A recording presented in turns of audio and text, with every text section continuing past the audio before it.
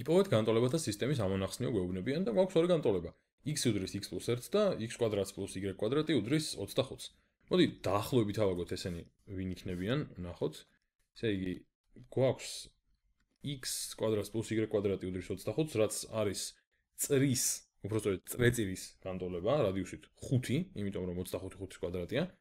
ამიტომ თქვათ, აი აქ თუ არის 5, აქ თუ არის 5 და აი აქ თუ არის 5 და აი აქ თუ არის 5 და აი აქაც თუ არის 5. არ ვიცი, რამდენად სწორად გავაკეთე, მაგრამ ახლა მაინტერესებს წრეს რომ გამოვიყენებ, ზუსტად იქნება თუ არა ეგრე. ზუსტად ვერ განმისაზღვრავს რაღაცები, მაგრამ არ აუშავს. ცოტა ამიცილები არ აუშავს, ნუ 5 არის იგულისხმება. ესე იგი, აქ არის 5 და აი აქ არის 5.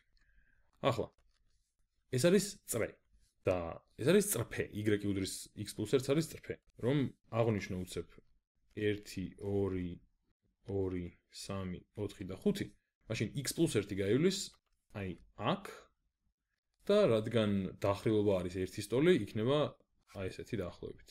ეცები ცოტა უკეთ გავატარო. დაახლოებით ასეთი. ესე იგი, ჩვენ რასაც ვეძებთ სინამდვილეში არის ეს ორი წერტილი. აი ეს წერტილი და ეს წერტილი. რატომ? იმიტომ რომ აქ იკვეთება ეს ორი გრაფიკი და სადაც იკვეთებიან გრაფიკები, ის წერტილები, ესე იგი, ორივე გრაფიკს ეკუთვნის, ამიტომ ორივე განტოლებას აკმაყოფილებს.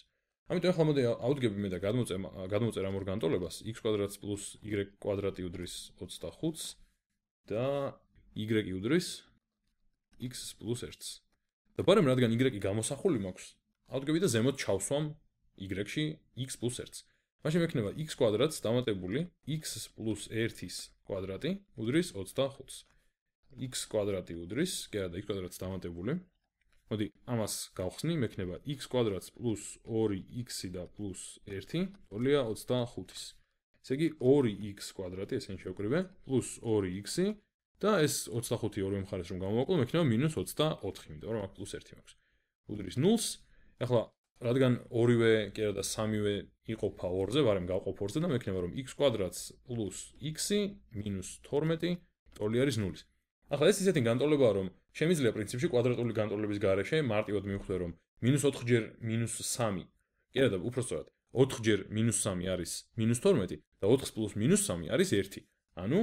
ანუ მე შემიძლია ეს გადავაქციო ესეთ ჩანაწერად. x + 4 და x -3 ტოლია 0. საიდან მოვიტანე?